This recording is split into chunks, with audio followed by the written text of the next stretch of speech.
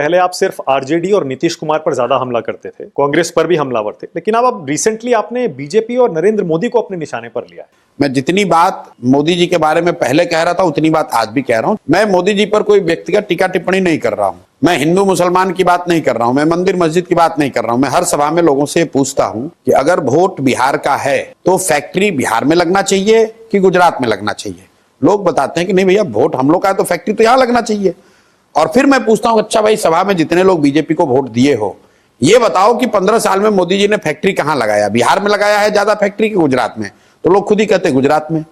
तो मैं ये कह रहा हूं भाई, ये तो नहीं होना चाहिए कि आप वोट बिहार में लीजिएगा और फैक्ट्री गुजरात में लगाइएगा। मोदी जी आए मधुबनी में, मधुबनी के अपने भाषण में मोदी जी ने कहा कि सहरसा से एक नई वंदे भारत ट्रेन चलेगी जिससे श्रमिक परिवार के बच्चे सुविधाजनक तरीके से महाराष्ट्र और गुजरात जा पाएंगे वहां मजदूरी करने। अब पहला व्यक्ति प्रशांत किशोर है जिसने इसका विरोध किया है। हम कह रहे हैं कि हमें ऐसी ट्रेन नहीं चाहिए जिस ट्रेन पर बिहार के बच्चे मजदूर बनकर, जानवरों की तरह बैठकर महाराष्ट्र और गुजरात में नौकरी मजदूरी करने जाएं। हमें ऐसी ट्रेन नहीं चाहिए। ये इतना बड़ा बिहार के प्रति पूर्वाग्रह दिखाता है कि आप कह रहे हैं कि वंदे भारत ट्रेन चलेगी ताकि तुम्हारे बच्चे, बिहार के बच्चे बैठकर गुजरात में जाए मजदूरी करने के लिए। क्या मोदी जी ने कभी भी अपने भाषणों में किसी दूसरे राज्य में कि भाई गुजरात से एक नई वंदे भारत ट्रेन चलेगी जिससे गुजरात के श्रमिक परिवार महाराष्ट्र, तमिलनाडु जाएंगे मजदूरी करने? इसकी आप गंभीरता को समझिए। बिहार भारत में रहने वाले बड़े वर्ग के नजर में मजदूर का सप्लायर है, मजदूरों की फैक्ट्री है। और ये बात इतना लोगों के दिमाग में घर कर गई है कि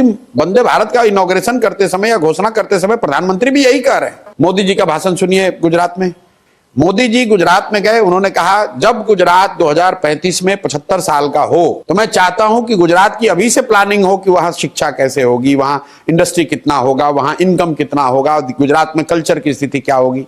वही मोदी जी आए यहां बिहार में काराकाट में तो कहते हैं यादव सब मेरा परिवार है, कुर्मी मेरा परिवार है, तेली मेरा परिवार है, कलवार मेरा परिवार है, पासवान मुसहर मेरा परिवार है। अरे भाई, आप प्रधानमंत्री हैं, गुजरात में जाकर आप कह रहे हो कि 2035 में गुजरात कैसा दिखना चाहिए, और बिहार में आकर आप यादव, कुशवाहा, कोयरी, ब्राह्मण, भूमिहार की बात कर रहे हो। गुजरात जा रहे हो तो आप इन्वेस्टमेंट समिट की बात कर रहे हो, फैक्ट्रियों की बात कर रहे हो, गिफ्ट सिटी की बात कर रहे हो, धोलेरा सिटी बता रहे हो। अब बिहार आते हो तो कहते हो तुम लोग को 4 किलो अनाज दे रहे हैं। भाई 8 करोड़ गरीब परिवारों को अनाज मिल रहा है, इसकी गारंटी दे रहे हैं। आप मुझे बताइए कि क्या गुजरात में फ्री अनाज नहीं बट रहा है? 80 करोड़ लोगों को अनाज मिल रहा है ना, 5 किलो। बिहार में भी उसमें कुछ लोगों को मिल रहा है, लेकिन दूसरे राज्यों में तो आप ये नहीं कह रहे कि 4 किलो अनाज दे रहे हैं इसलिए वोट दो। तो बिहार में क्यों कहते हो भाई?